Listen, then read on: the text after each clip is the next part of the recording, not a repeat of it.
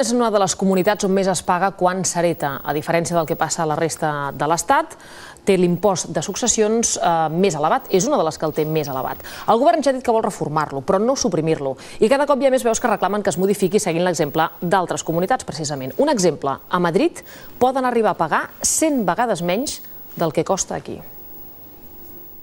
En menys de 2 mesos, la web de l'Associació per la Reforma de l'Impost de Successions ha rebut ja més de 30.000 visites. Aquesta reivindicació online ben aviat la volen portar al carrer en una campanya als autobusos. L'objectiu, aconseguir que es modifiqui aquest tribut seguint la línia d'altres comunitats, on ha quedat com un impost simbòlic. Com a mínim, aquest seria l'objectiu, equiparar-nos i no estar sotmesos a un greuge comparatiu amb la resta de ciutadans d'Espanya.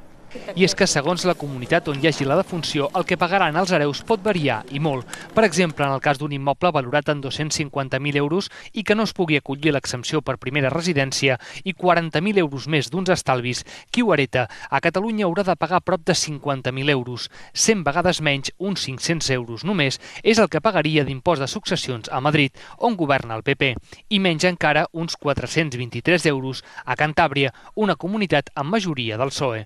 El govern català descarta suprimir aquest impost, però reconeix que s'ha de reformar en la línia del que ja es va fer amb el de donacions. L'impost avui dia està pensat amb unes bases que poder no són suficientment reals i uns tipus poder excessivament alts en alguns casos.